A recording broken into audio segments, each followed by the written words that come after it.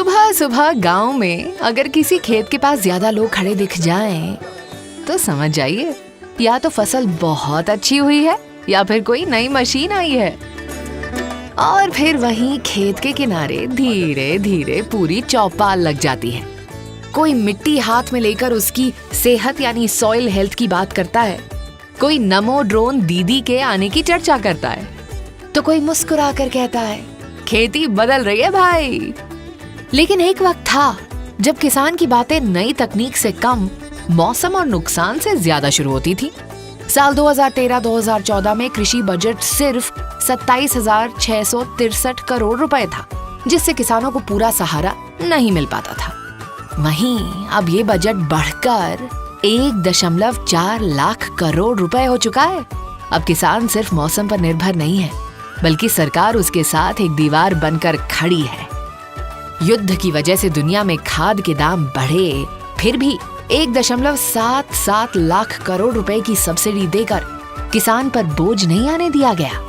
PM किसान के तहत 4.28 लाख करोड़ से ज्यादा सीधे किसानों के खातों में पहुंचे। करीब 8 करोड़ किसान क्रेडिट कार्ड्स छोटे किसानों का सहारा बने। पीएम फसल बीमा योजना के तहत हर साल किसानों को सुरक्षा कवच मिल रहा है। अब किसान सिर्फ मौसम नहीं देखता, मोबाइल पर मार्केट प्राइस भी देखता है। ई-नैम प्लेटफॉर्म से करीब 2 करोड़ से ज्यादा किसान देश भर की मंडियों से जुड़े हैं। अब तकनीक ही किसान का नया हल है।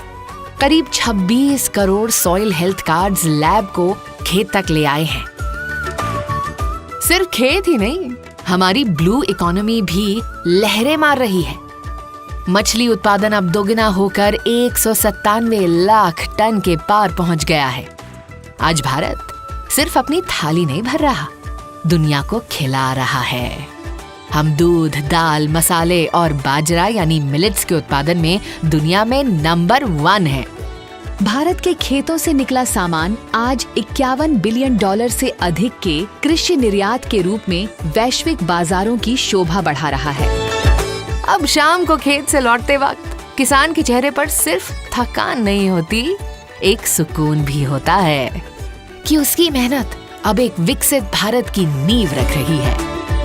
अब किसान सिर्फ अन्नदाता नहीं, भारत की समृद्धि का ग्लोबल ब्रांड एम्बेसडर है।